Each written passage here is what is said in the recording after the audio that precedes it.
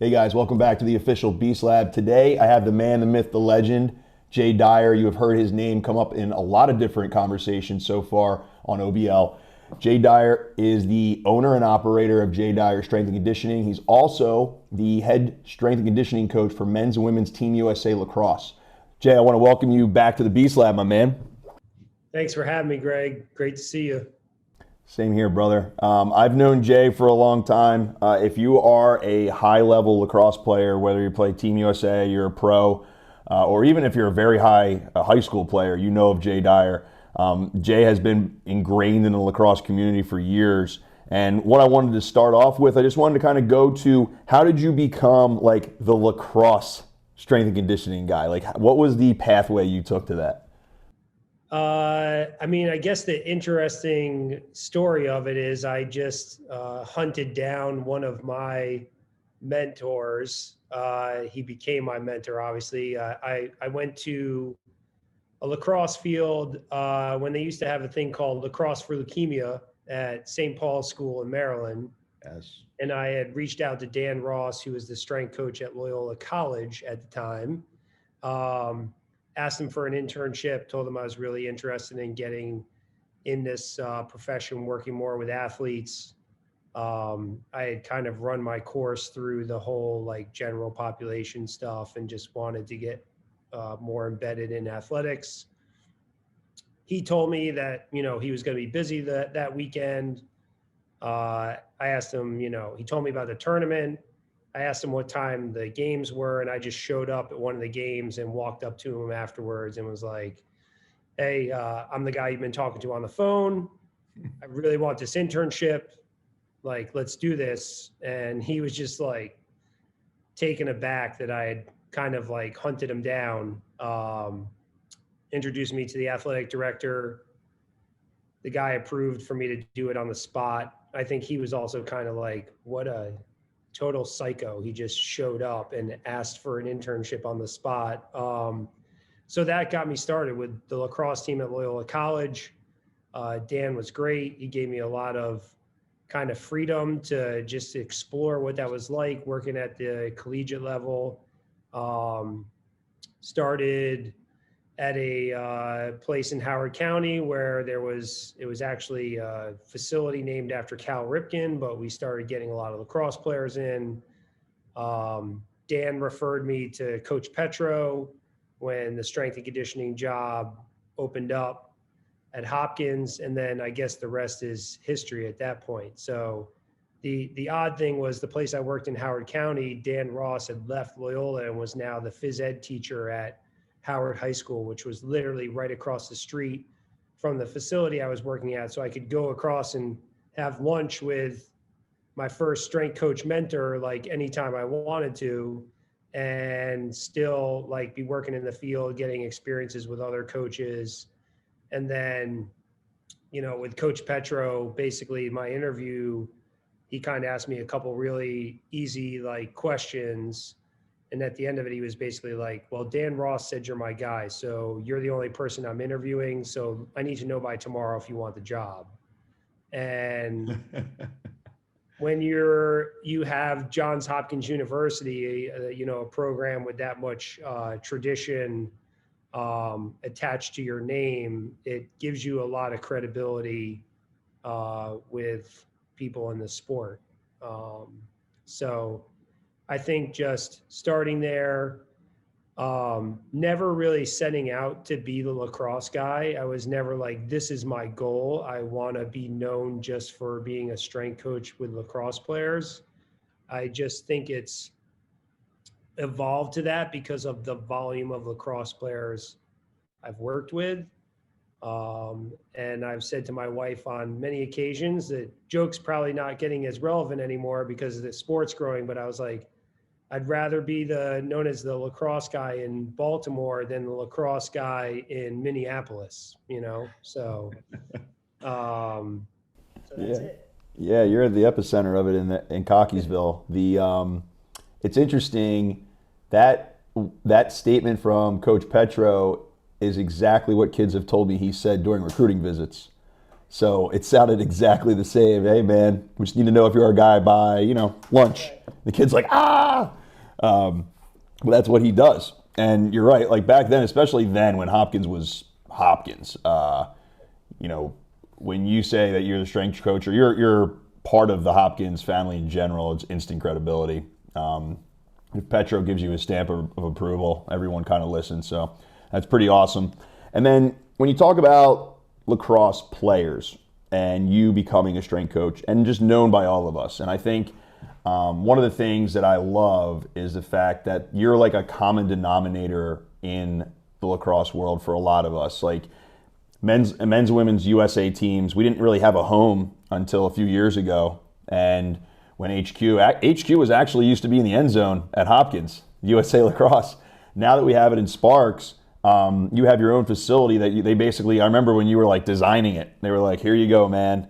And I love that you're just a common denominator. You know, I could talk to Kyle Harrison at any point. I could talk to Taylor Cummings at any point. We could talk about the workouts you're designing or what you're doing for their preseason running. And you're just like a cool common denominator amongst all USA. And I love that. So when you talk about, like you have Calvert Hall too, you have high school teams that you work with. What is, like I think as a strength coach, what would be cool to be a strength coach for lacrosse players is that there is so many different types of athletes that you get to work with. Lacrosse is so cool because for a lot of us, we knew if you're not going to be 6'11", you're probably not going to play basketball. If you're not just a super freak athlete, you're not going to play football. But literally anybody from a Grant Ament to a Will Manny to a Blaze Reardon, you know, all these different body types and sizes can be, you know, an all-pro lacrosse player. So what do you love most about training lacrosse players?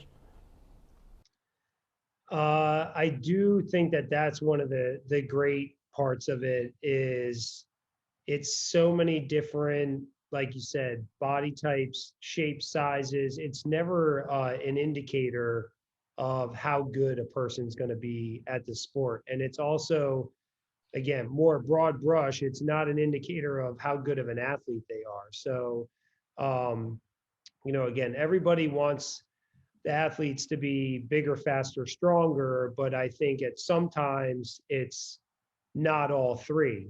It's like, I just need you to be faster. I don't need you to be bigger, but I need you to be faster. I don't need you to be faster. I just need you to be stronger so that, you know, if you are getting like wailed on during a game, we know that you can make it through an entire season.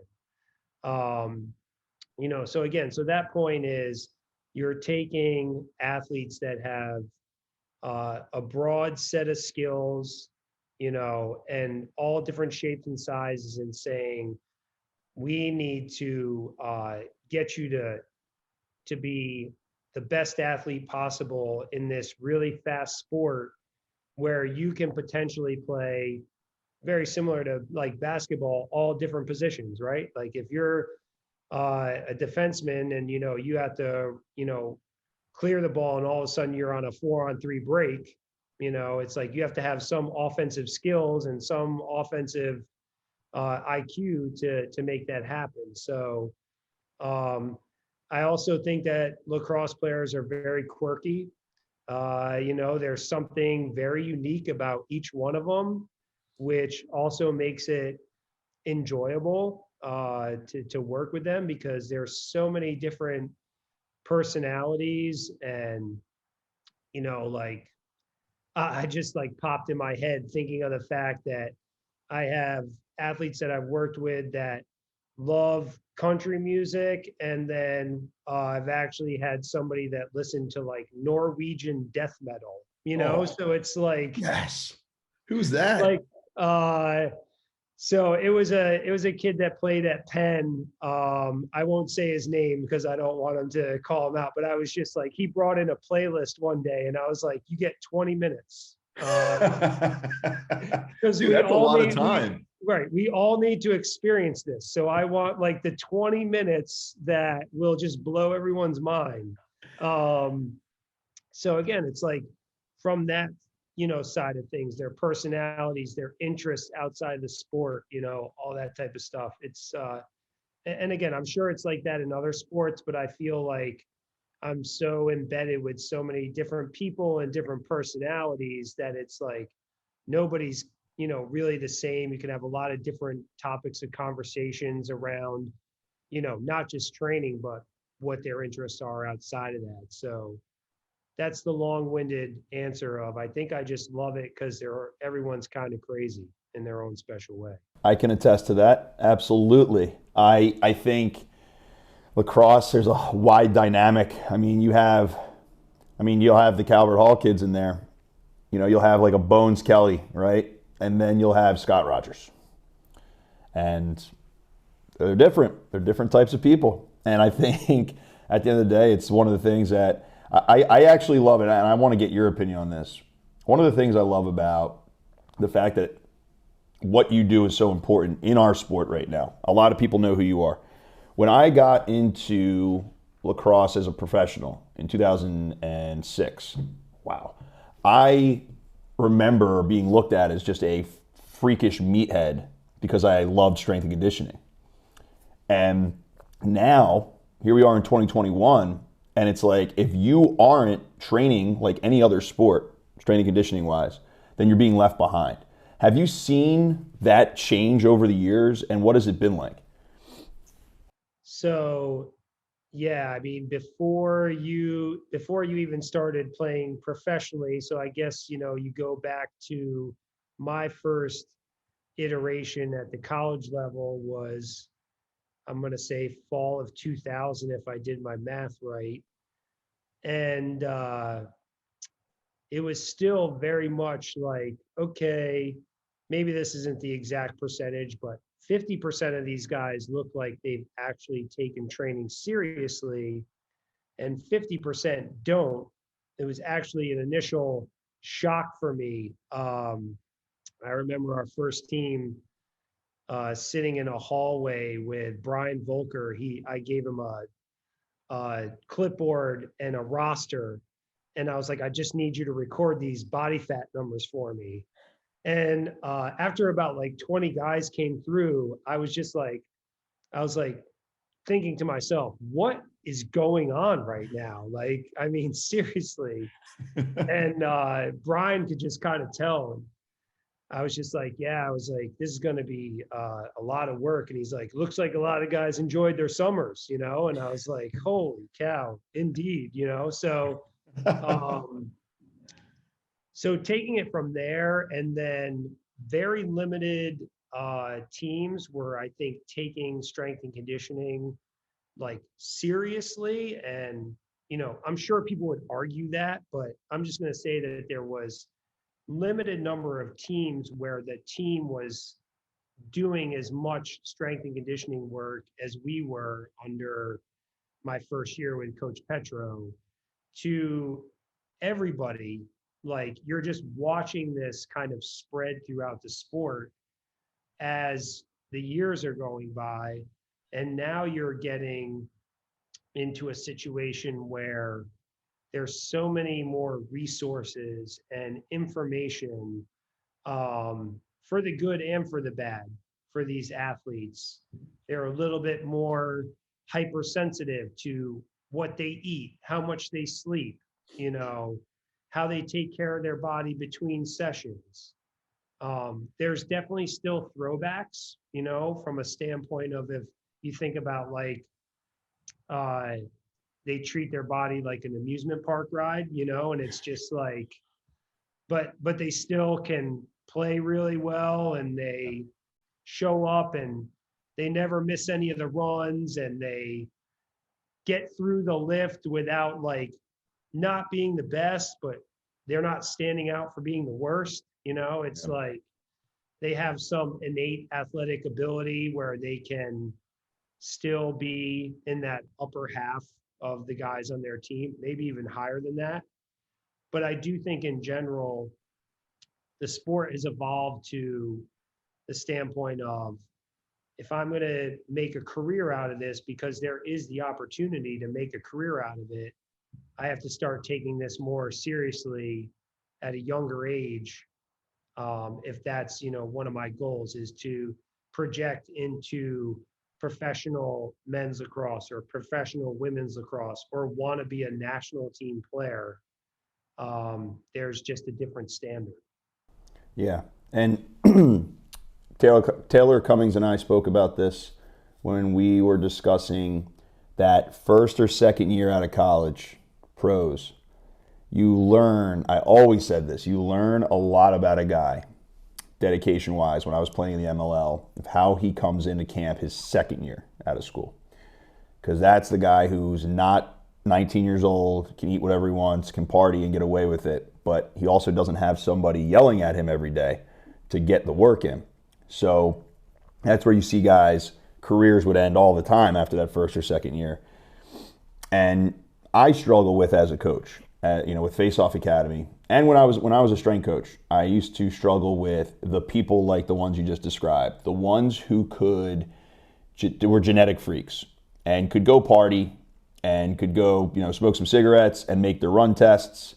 And I always used to be like, man, if you would just take it seriously, there's literally no end to how good you could be.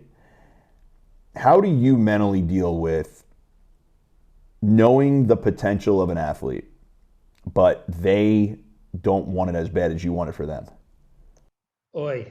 I've always told my athletes, like, my expectations should not exceed yours. That's the first step. Most of those kids are very driven, I would say, to have success on the lacrosse field. They just don't understand the value of the other stuff, that how much better it could make them. So it's just from a standpoint of, you're going to have to find some conversation point to connect with them. It might take a year, it might take 2 years, it's just at some point they have to realize that, okay, so I think we're having these conversations not just because this person's my strength coach. It's because they actually care about my level of success. Okay. So it's like, there's always going to be those kids who are always going to look at you. You're like, you're just telling me to sleep more because you're my strength coach. You're just telling me to eat better because you're my strength coach. You're just telling me to lift more because you're my strength coach. Right. It's just like, I believe that, again, it's like, it's a piece of it, but if you're sitting there, don't sit in your locker after a game and be upset about a loss if you didn't do everything you were asked to do to the best of your ability to prepare for that game. So there's definitely going to be, some holes that can be filled in. Okay. So it could just be one step at a time. So that's the mental part of it, is you also wrapping around, like, I can't give them all this in one shot. What's the first manageable thing that I can work with them on? Is it lift more? Maybe not. Is it eat better? Right? Whatever it may be, like, start with one of those processes first and then start layering the other ones in. So it's, I guess you just, as a coach, you have to keep searching for ways to connect with them. You can't throw up your hands, or whatever. And again, I have plenty of athletes that I've worked with that I thought weren't maximizing their potential. And then all of a sudden, after they graduate college, they're running marathons. And I'm sitting there looking at their social media and at some point going, hey, good for you. And on the other hand, can you swear on this podcast? Yeah. I hear you. Saying F you, man, right? Like, where was that? Right. 100%. So that's, again, you don't know when it's going to sink in. You hope sooner rather than later. You're right. And I think, what you just described is very similar to, like, when you're in school, when you're in college, you don't read books. Like, you don't want to read. You're sick of reading. Then as soon as you graduate from college, you read every night. You read all kinds of different books on your own, and it's because no one's telling you to do it. And it's funny with me, with my job, I've always told my wife I would rather get up at 4:45 every morning because I want to than to get up at 8 o'clock because someone else is telling me to. But I think, I have that issue as well. I think it's more of a big brother complex right? And I think kids confuse that you're trying to live through them when they don't realize it's like, no, like I'm done. Like everything went fine for me. I just experienced being as good as I could be, and I like really want you to experience it because I care about you so much. And I agree with you. I think for me over the years, instead of getting upset, I find different ways to make sure that the kids I train understand that I legitimately care about them. And it's like I say to kids sometimes when they give me a hard time, I say, look, I'm getting paid whether you are, reach your potential or not. You're coming in my clinics and all that stuff. I don't have to have this extra anxiety. I just have it because I care about you. Right. So I think conveying that is the hard part.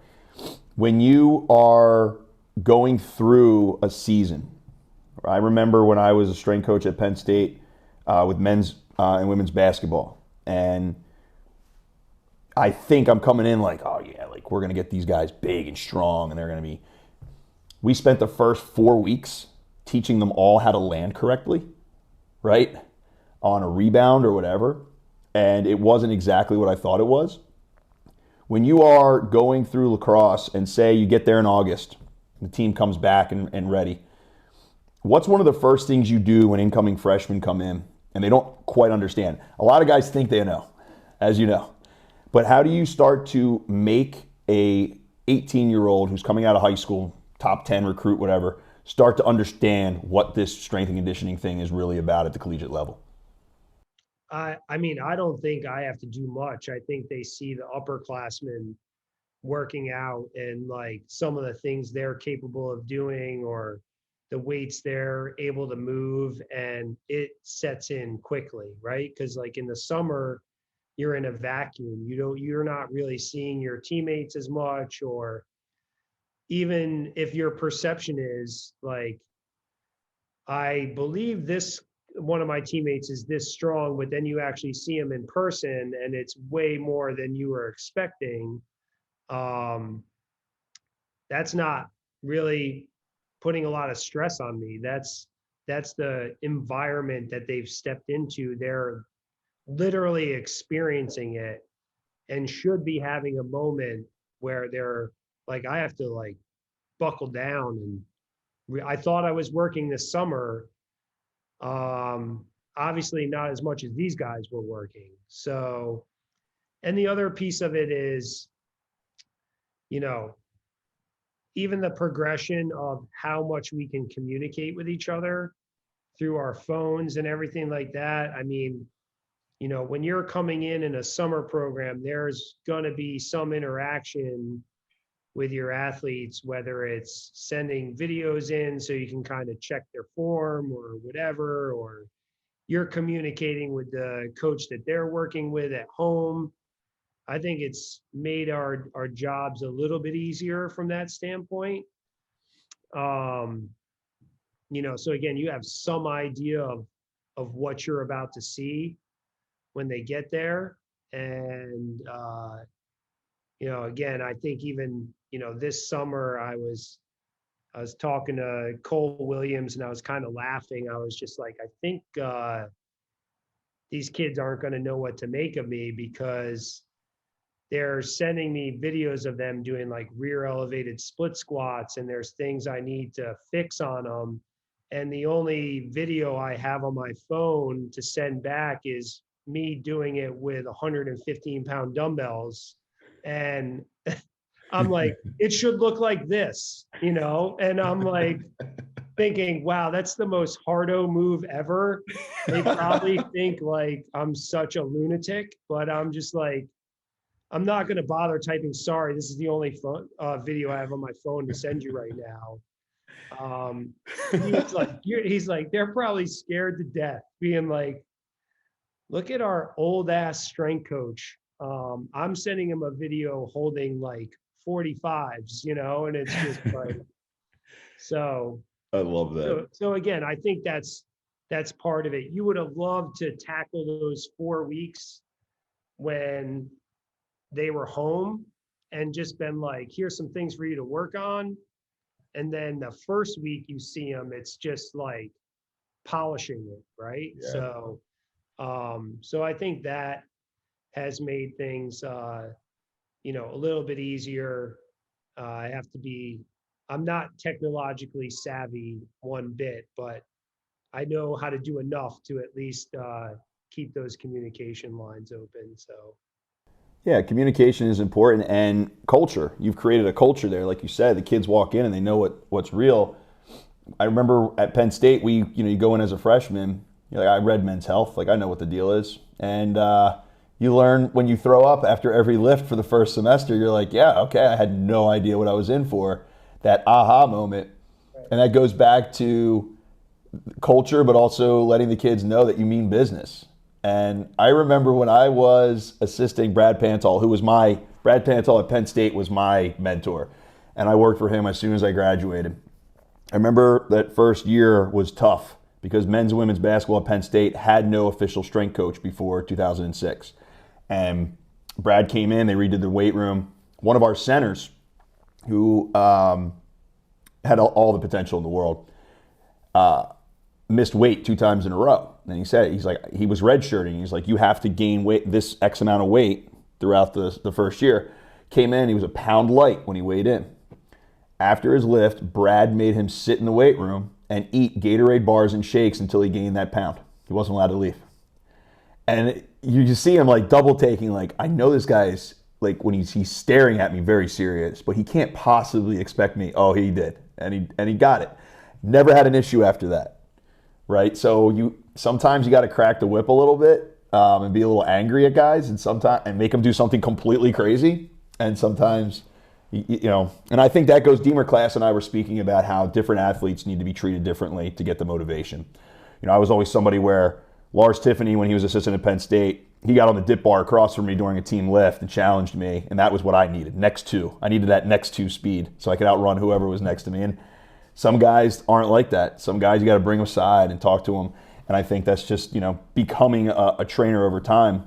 It's very interesting. I didn't know you started in the general population. I didn't realize. I thought you came straight into the strength and conditioning world, into the sports world. What made you realize that you wanted to go with the athletic strength and conditioning? Because I'm very interested to hear that. Well, I knew I wanted to do it. I exhausted everything else to just prove to myself, like, you've been playing sports your whole life. It's like the most logical thing. But, I did like my senior year in college, spring semester, I did an internship in cardiac rehab to just pretty much prove to myself, like, I could do this, but this is really depressing, right? So I know I can't do this as a profession. My first job out of school, I worked in the basement of the National Security Agency in the fitness center. So I was working with general pop people and military personnel. Wow. Okay. That was also like, okay, so this is pretty much private sector, kind of interesting, really interesting people, but at the same time, just not enough. Like, I don't get to work with the military guys to get them ready, to be ready and to go to battle or whatever. It was just like, guys, like, I want to, get my back bigger, so, okay, well, here's your pull down row routine, so then after that, I started working part-time in a performance facility, did the internship with Coach Ross, and I was just, basically told, my wife, like, I was like, this is, I've done all this other stuff. Like, I know I need to be all in on this. And again, it was like, I got to use a lot of lessons from coaches that I played for. I got to use a lot of lessons with teachers that I had, in regards to just how to communicate with people. And like you're saying, like, this person needs me to be in their face. This person needs me to pull them aside and put your arm around them and be like, this is what I need out of you. And it's like, or what do you need from me? Because this version of me doesn't work for you, So, so again, the athlete side of it was, I had also switched my major from athletic training to exercise science, because same thing I say, with all apologies to athletic trainers, a lot of great ones that I've worked with, it just felt like you were standing around waiting for people to get hurt. And I just wanted to be more proactive. Like, I'd rather be on the other side of it. Like, can I keep you out of the training room? Can I help you, maximize what you're doing on the field? So, like I said, I went down like a path of looking at everything possible, just to make sure that I was making the right decision. And what you did is really impressive to me, because as someone who did it the opposite way, people who don't understand or have been in the private sector or in the strength conditioning world, they don't understand that being a personal trainer in the private sector is a lot easier than being a athletic strength and conditioning coach. And this is my opinion. And the reason, because when I was a strength trainer at Penn State, if your athletes are getting hurt systemically, if they're not performing, forget about hitting their numbers and that stuff, but on the court, if they weren't getting better, you are held accountable and you lose your job. Whereas I always used to say, and this is when I was a personal trainer in New York City, it's essentially being a meteorologist. I can come in here and work at this gym every day and be completely wrong about everything I'm doing. But if I'm fun to be around, I have a career. And I think, I think you took the opposite approach, where you were like, I want the challenge. And I feel like that is pretty awesome. And not a lot of people are like that, which is very cool. Yeah, and like you said, it's I think every day as a strength coach, you're being judged. Again, maybe this is just my messed up personality and outlook on what I'm doing, but I feel like I'm being judged every day, improving myself every day. And it's, there's even more layers to that now with your athletes, I saw this on YouTube. I saw this on Instagram. My buddy's doing this, and then again, just giving them the reasons why we do what we do. I mean, I've had plenty of conversations with athletes where I'm like, okay, so I know I'm not good about this in regards to laying this out in the beginning of why we're doing this, but this is why. All right. So can we move on to the next thing? And they're just like, oh, that makes sense. Okay. So it's like, I don't have to, like I said, it's probably something I get better at. I don't like lay out your program and explain to you the reason why we're doing everything we're doing. Right. Like, I do ask if you have questions, but I'm not just going to like do a 30-minute PowerPoint presentation on why we're in this phase. Okay. So again, it's, it's one of those things where communication being that term that we use, where everyone's communicating with everyone for good and for bad, and it's like, I mean, again, just talking about documentaries on Netflix and stuff like that, where you're just going down rabbit holes with people, and it's just like you find yourself constantly being bombarded with questions, and again, and sometimes it's good. It's like makes you work hard to find information that maybe you didn't know, maybe you thought you knew, but you go and research it anyway to double check. So, but again, that's just like, you're in a profession where, like I said, I do feel like you're proving yourself every day.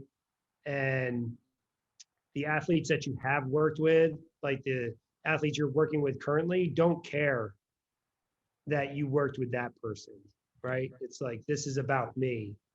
So I would say that is, my focus with my athletes is it's about that particular athlete at that time. They don't really give a crap who I worked with previously if I'm not 100% focused on them and their unique situation and what they need to improve on. Like, I would say then I'm not going to have a list of athletes that I used to work with. It's going to come to a stop. Yeah, I totally agree with that. With Face Off Academy, we used to have a list of athletes that we have trained. And I remember telling Jerry, we got to take it down. First off, it's ever evolving. I feel like we have trained almost every face-off guy in college at this point. But two, athletes might come in. You might be able to fool a couple dads because, hey, I trained this guy. But the kids come back if they think you're making them better. Oh, it's great that you trained Trevor, but I'm not Trevor. So what can you do for me? And I totally agree with the idea of having to deal with other information. I was talking to Mike Stella and Angie Benson on here about when I was a trainer living in New York City. You'd have a client come in and they'd be like, I got this new pre-workout. It's called snake venom. And you're like, you're 55 years old. You're going to die. Why are you did you research it at all? No, it's got a really cool canister. Awesome. All the ingredients have a cross next to them, so you have no idea what's in there. And I think, that was one of the struggles for me. And also, in the private sector, you're in a big commercial gym, people look over and they want to, why is that guy balancing on one leg, holding his nose with a tennis ball in his hand? Why aren't we doing that? I need to work on my balance. So I would say the only possible easier thing when it comes to strength and conditioning in the in the athletic realm, one, the kids have to just shut up and listen. So you don't have to do all the extra explanation, right? Because you're not selling yourself. And the other part is usually the people that you're working with are there because they're serious. Whereas sometimes in the private sector, when you're a trainer, somebody wants a friend for an hour, and that's kind of what they're paying for. So I want to leave with this one last question for you because you had touched on it a little bit. Over the time that you have been a trainer, I'll give you an example. When I came out of Penn State, everything we did at Penn State was HIIT. No Olympic lifts. Everything was to failure. Not jumping around, waving our hands like HIIT is in the fitness industry, but real HIIT. And I thought that was the only way to train. Then I started reading books. I remember reading Chad Waterbury, Dan John, and starting to evolve my idea. I started using conjugate periodization, and then I got into Olympic lifts with USAW. My philosophy changed greatly over time because I wanted to continue to learn. How has your philosophy changed throughout your time as a trainer?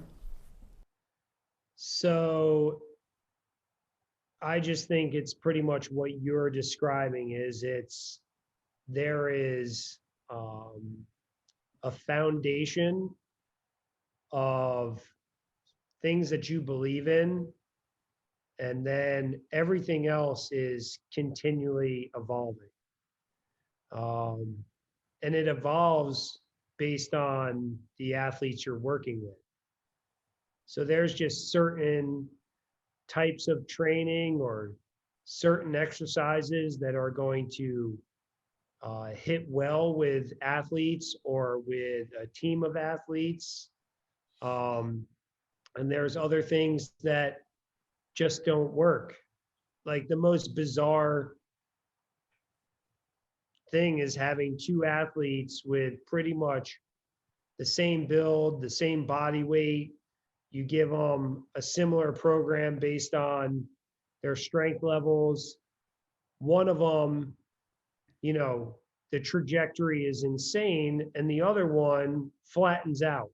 And you're just like, I am really confused right now, right? Like why that happened. So you do a little deeper dive and you manipulate that program for the guy that wasn't having the same level of success, or the athlete that wasn't having the same level of success, and then you tweak that. And there's constant information coming out. There's a lot of really stupid arguments on social media about training and stuff like that. And it's just like, it's what works for your athletes. It's not what works in your head.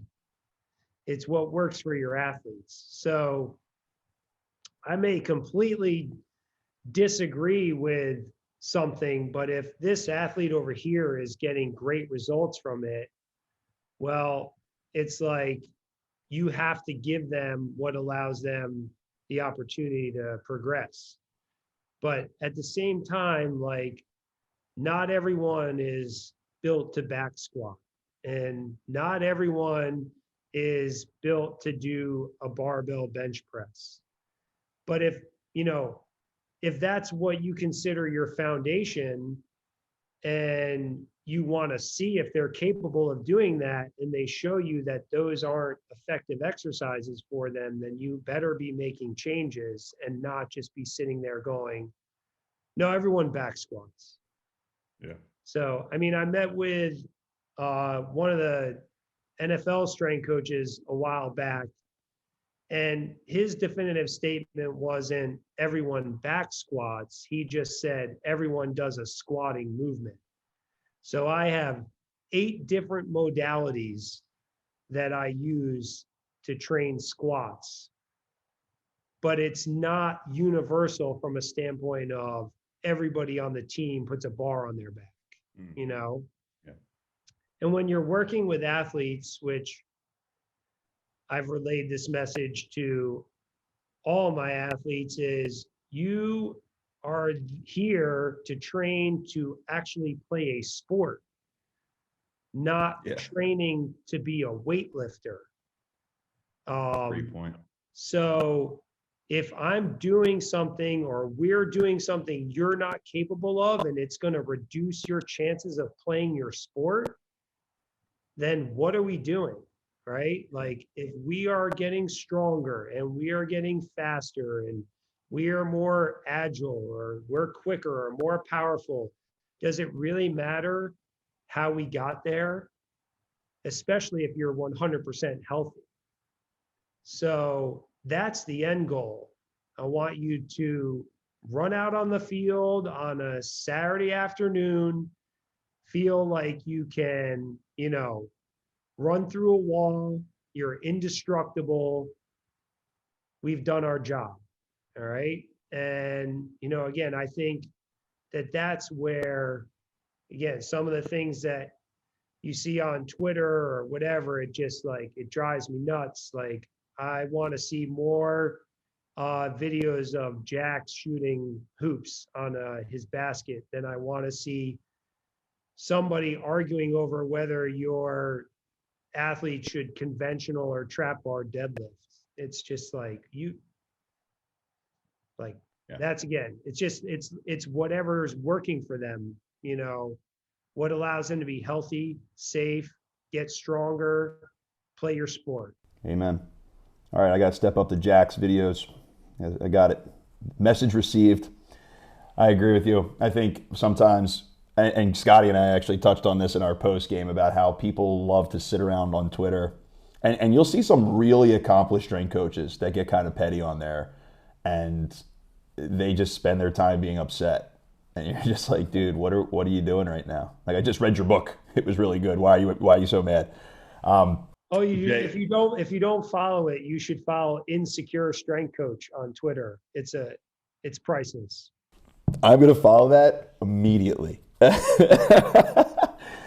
Jay, I want to thank you a lot, man, for coming on here and talking shop. I always love talking strength and conditioning with you. If you guys stick around for the regular subscribers, we're going to wrap up here. For the premium subscribers, we're going to go into a post game, and I'm going to ask Jay about some of his favorite characters that he's seen in the gym in the last few years.